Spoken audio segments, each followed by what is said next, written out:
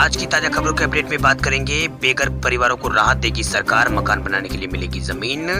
क्या है पूरी खबर बताएंगे आपको आगे इस अपडेट में। साथ ही सरकार का बड़ा फैसला, गिफ्ट और कैश में वाउचर को माना जाएगा अब सामान लगेगा 18% जीएसटी।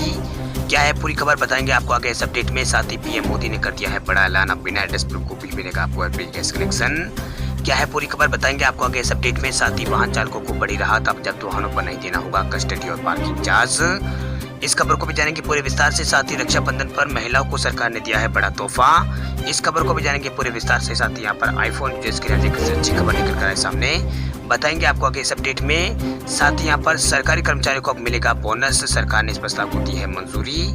क्या है पूरी खबर बताएंगे आपको आगे इस अपडेट में। साथ ही अब कोरोना वैक्सीन लगाने वाले लोगों के लिए भी आज एक जरूर महत्वपूर्ण खबर निकल कर आए सामने, बताएंगे आपको आगे इस अपडेट में। साथ ही बात करेंगे आज के ताजा मौसम समाचारों की। देश के किन किन राज्यों में भारी बारिश का अलर्ट हुआ जारी, देश के किन किन राज्यों में बाढ़ के हालात हो गए हैं, बताएंगे आपको आगे इस अपडेट में। साथ ही कोरोना कर्फ्यू और लॉकडाउन से जुड़े कुछ महत्वपूर्ण बड़ी खबरें बताएंगे एक एक करके इस अपडेट में। साथ ही आज की तमाम बड़ी और काम की खबरों की बात करेंगे इस अपडेट में।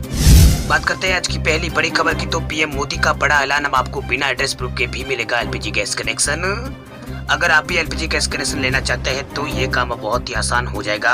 इसके लिए आपको किसी तरह के एड्रेस प्रूफ की जरूरत नहीं होगी। दरअसल प्रधानमंत्री नरेंद्र मोदी ने उज्ज्वला योजना के दूसरे चरण का शुभारंभ करते हुए कहा कि अब मेरे श्रमिक साथियों को एड्रेस प्रमाण पत्र के लिए इधर उधर भटकने की जरूरत नहीं है। बिना एड्रेस प्रूफ के भी आपको अपने पते पर गैस कनेक्शन आपको मिल जाएगा।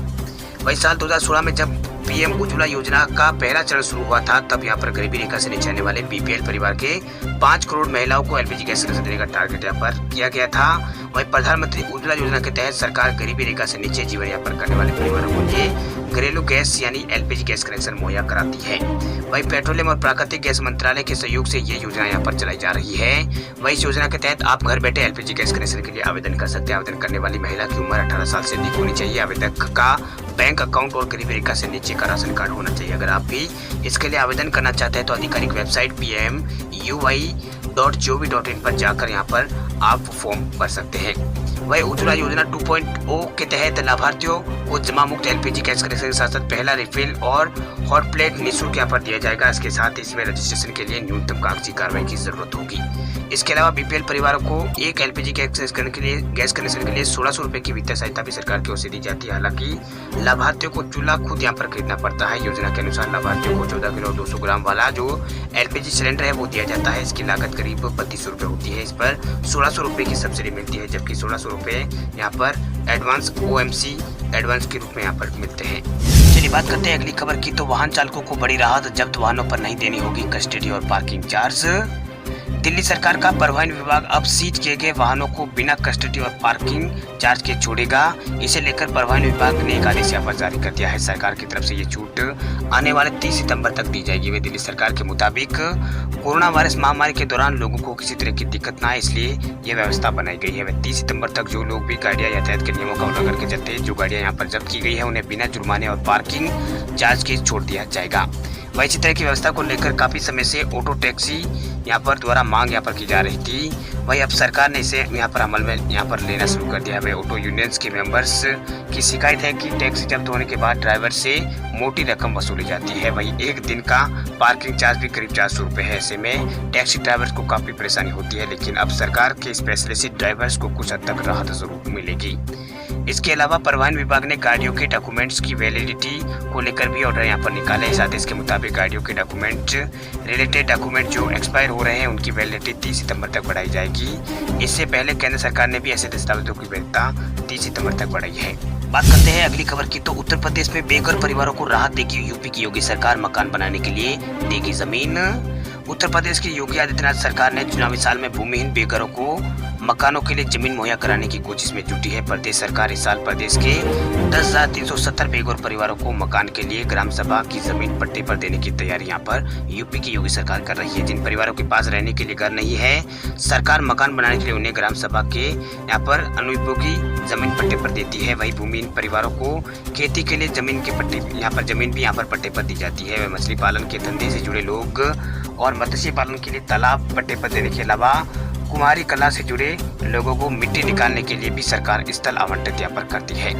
वही खबरों की माने तो भूमिहीन किसानों को खेती के लिए अलग अलग जिलों में कुल 543 हेक्टेयर जो भूमि है वो पट्टे पर देने की तैयारी योगी सरकार कर रही है। वही ग्राम सभा के यहाँ पर अनुपयोगी यहाँ पर अनुपयोगी विभिन्न प्रकार की जमीनों के भूमि सुधार कार्यक्रम के तहत पट्टे पर आवंटन करने के लिए राजस्व परिषद ने जिलावार लक्ष्य तय कर दिया है। इस बाबत में जिलाधिकारियों को भी निर्देश यहाँ पर यूपी में दे दिए गए हैं। चलिए बात करते हैं अगली खबर की। तो राजस्थान में संविदा कर्मचारियों को अब मिलेगा बोनस, सरकार ने इस प्रस्ताव को दी है हरी झंडी।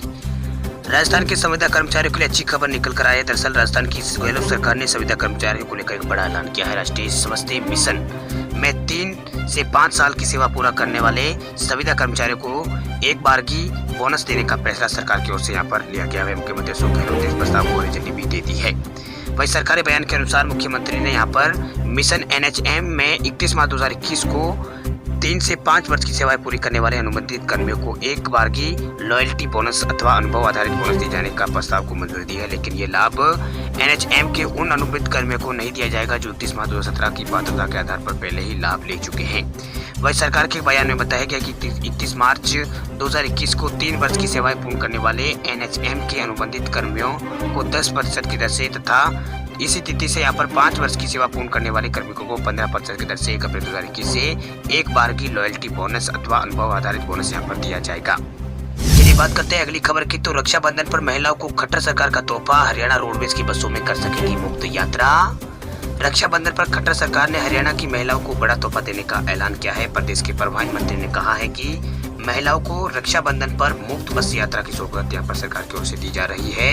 वही परिवहन मंत्री ने कहा है कि भाई बहन के इस पावन पर्व पर महिलाओं को हरियाणा राज्य सड़क परिवहन की बसों में फ्री यात्रा का उपहार दिया जाएगा। वही रक्षाबंधन के एक दिन पहले यहाँ पर 12 से 15 साल के बच्चों के साथ महिला मुफ्त से यात्रा यहाँ पर कर सकेगी। वही मूलचंद शर्मा ने कहा है कि कोविड के चलते परिवहन व्यवस्था में दिक्कत थी, अब 90% बसें सड़क पर चल रही है। वही उन्होंने कहा है कि अभी वॉल्वो में भी लोग कम सफर कर रहे हैं, लेकिन इतनी रूट पर यात्री है उन जगह पर वॉल्वो चलाई जा रही है। रोहतांग, हिसार और फरीदाबाद और जयपुर के लिए वॉल्वो बस के लिए यहाँ पर चलाने का कोई भी फैसला यहाँ पर नहीं किया गया है। चलिए बात करते हैं अगली खबर की। तो सरकार का बड़ा फैसला, गिफ्ट और कैशबैक वाउचर को माना जाएगा सामान, लगेगा 18% GST। उपभोक्ता या फिर आपूर्तिकर्ताओं को दिया गया गिफ्ट या फिर वाउचर, कैशबैक वाउचर को वस्तु या फिर सामान माना जाएगा। इन पर 18% की दर से गुड्स एंड सर्विसेज टैक्स यानी GST इसमें लगेगा। वही अथॉरिटी फॉर एडवांस रूलिंग ने यह व्यवस्था यहाँ पर कर दी है। वही बेंगलुरु की Premium Sales Promotion Private Limited ने यहाँ पर AR की कर्नाटक पीठ के समक्ष यहाँ पर अपील दायर कर पूछा था कि गिफ्ट वाउचर या फिर कैश वाउचर या फिर कई विकल्पों के साथ ई वाउचर की आपूर्ति पर क्या GST दर लागू होगी। आवेदक कारोबार को आगे बढ़ाने के लिए वाउचर का कारोबार यहाँ पर करती है।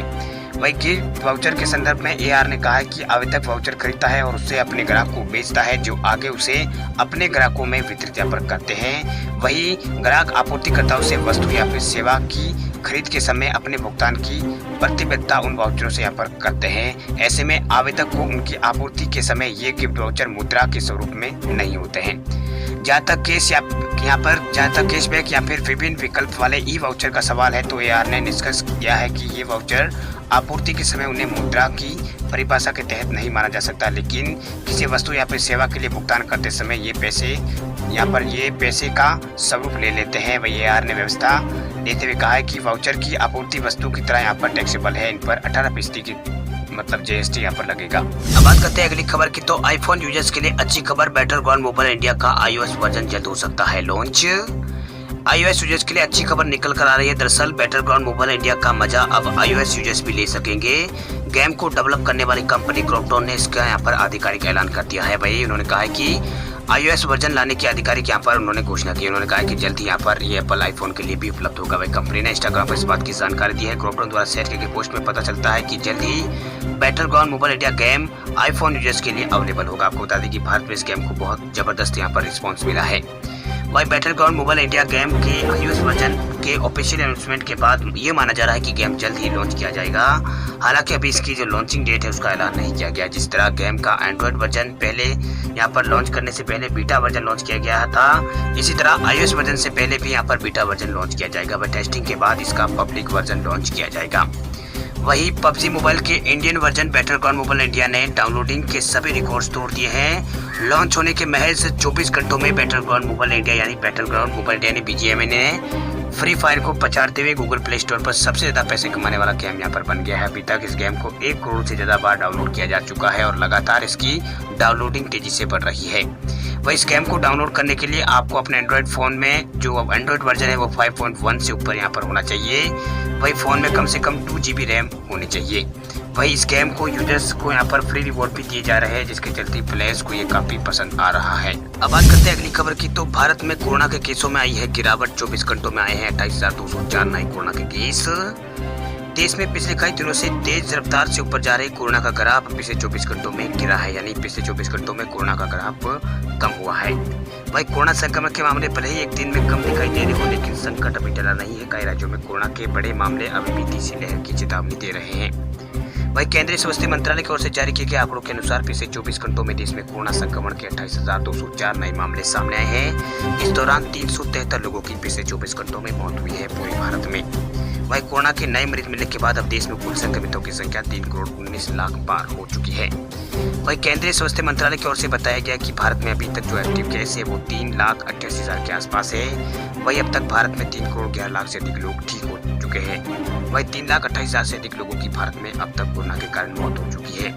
वही देश में अब तक 51 करोड़ से ज्यादा लोगों को कोरोना वैक्सीन लगाई जा चुकी है। पिछले 24 घंटों में 54 लाख लोगों को भारत में कोरोना वैक्सीन लगाई गई है। वही केरल में कोरोना से बड़ी राहत मिलती दिख रही है। राज्य में पिछले 24 घंटों में 13,000 नए केस सामने आए हैं, जबकि 20,000 से अधिक लोग ठीक हुए हैं। पिछले 24 घंटों के दौरान 105 लोगों की मौत केवल केरल में हुई है। वही केरल में अब तक 35 लाख से अधिक मामले सामने आ चुके हैं, जबकि 17,000 से अधिक लोगों की मौत इस राज्य में हो चुकी है। वही महाराष्ट्र के अंदर पिछले 24 घंटों में 5,000 नए मामले सामने आए हैं। वही 151 लोगों की मौत केवल महाराष्ट्र में हुई है। वही यहाँ रिकवरी रेट 96.71% है। मृत्यु दर 2.1% है। इसके अलावा असम में पिछले 24 घंटों में 568 नए केस यहाँ पर सामने आए हैं। वही 568 नए संक्रमित यहाँ पर आए हैं। वही 15 और संक्रमितों की मौत हुई है पिछले 24 घंटों के अंदर। बात करते हैं अगली खबर की। तो देश के इन राज्यों में अगले 4-5 दिनों तक होगी भारी बारिश। मौसम विभाग ने इसको लेकर जारी किया है अलर्ट।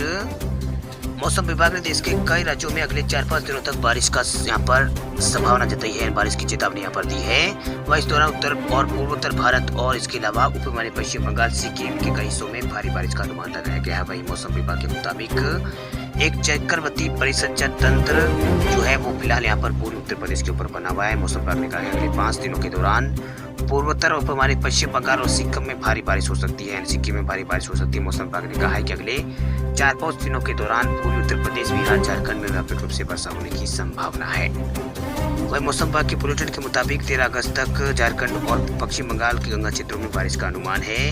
वही मौसम विभाग ने अगले 24 घंटों के दौरान मध्य प्रदेश और राजस्थान के कुछ इलाकों में बूंदाबांदी की संभावना जताई है। वही मौसम विभाग ने कहा कि अगले 5 दिनों के दौरान तमिलनाडु और केरल में भी बारिश होने की संभावना है। वही निजी मौसम संस्था स्काई मेट वेदर की रिपोर्ट के अनुसार अगले 24 घंटों के दौरान पूर्वी पश्चिम बंगाल, सिक्किम, असम, मेघालय, अरुणाचल प्रदेश, बिहार के कुछ हिस्सों, झारखंड और पूर्वी उत्तर प्रदेश, इसके अलावा पूर्वोत्तर मध्य प्रदेश और उत्तरी छत्तीसगढ़, केरल और आंतरिक कर्नाटक, तमिलनाडु, लक्षद्वीप के अलग अलग स्थानों पर मध्यम से तेज बारिश होने की संभावना मौसम विभाग की ओर से जताई गई है। वहीं बिहार के 10 जिलों के लिए अगले 24 घंटों में भारी बारिश और वज्रपात की चेतावनी जारी की गई है। मौसम विभाग ने पूर्वी और पश्चिमी चंपारण, जहानाबाद, औरंगाबाद, इसके अलावा सीतामढ़ी, गया और किशनगंज, अररिया, रोहतास के लिए अगले 24 घंटों के लिए अलर्ट जारी किया गया है। राज्य में बारिश का सिस्टम सक्रिय होने की वजह से 13 अगस्त तक अधिकतर हिस्सों में बारिश के आसार यहाँ पर जताए गए हैं, मतलब बारिश हो सकती है। वहीं हिमाचल प्रदेश में मौसम विभाग ने 3 दिन भारी बारिश का अलर्ट जारी किया है। मौसम विभाग ने 12, 13 और 14 को प्रदेश के कई इलाकों में बारिश का येलो अलर्ट जारी किया है। वहीं पूरे प्रदेश में 15 अगस्त तक मौसम खराब रहने के आसार है। वहीं मध्य पर्वतीय भागों में 16 अगस्त तक यहाँ पर बारिश होने की संभावना जताई गई है। मौसम विभाग ने ऊना, बिलासपुर, हमीरपुर और चंबा, कागड़ा और शिमला और सोलन और सिरमौर जिलों में भारी बारिश की चेतावनी दी है। बात करते हैं अगली खबर की। तो भारत में अब विदेशी नागरिक भी लगवा सकेंगे कोरोना का टीका। स्वास्थ्य मंत्रालय ने दी है मंजूरी। भारत ने कोरोना टीकाकरण को लेकर एक अहम फैसला यहाँ पर लिया है। केंद्रीय स्वास्थ्य मंत्रालय ने भारत में रहने वाले विदेशी नागरिकों को कोविड वैक्सीन लेने के लिए कोविन पोर्टल पर रजिस्ट्रेशन करने की अनुमति देने का फैसला किया है। वही कोविन पोर्टल पर रजिस्ट्रेशन के लिए विदेशी नागरिकों को अपने पासपोर्ट की पहचान पत्र दस्तावेज के रूप में उपयोग वो कर सकते हैं। एक बार जब वो पोर्टल पर रजिस्टर हो जाते हैं तो उन्हें टीकाकरण के लिए एक स्लॉट यहाँ पर मिल जाएगा। ये फैसला इसलिए लिया गया क्योंकि बड़ी यहाँ पर संख्या में विदेशी नागरिक भारत में रह रहे हैं। खासकर बड़े महानगरों में इन क्षेत्रों में ज्यादा जनसंख्या घनत्व के कारण कोविड-19 के फैलने की संभावना ज्यादा है। ऐसे में ऐसी घटनाओं को रोकने के लिए सरकार ने यह बड़ा कदम यहाँ पर उठाया है। वहीं केंद्र सरकार का यह फैसला भारत में रहने वाले विदेशी नागरिकों की सुरक्षा सुनिश्चित करेंगे। वहीं भारत में रहने वाले गैर टीकाकृत व्यक्तियों से संक्रमण को आगे फैलने की संभावना को भी कम करेंगे। ये कोरोना वायरस के आगे संचरण से समग्र सुरक्षा सुनिश्चित करेंगे। वहीं राष्ट्रीय कोविड-19 टीकाकरण कार्यक्रम 16 जनवरी से सभी राज्यों और केंद्र शासित प्रदेशों में शुरू किया गया था। टीकाकरण कार्यक्रम अपने वर्तमान चरण में 18 साल से उससे यहाँ पर 18 साल या उससे ज्यादा की उम्र के सभी नागरिकों को शामिल करता है। वहीं देश में अब तक 51 करोड़ से अधिक ज्यादा वैक्सीन डोज भारत में लग चुकी है।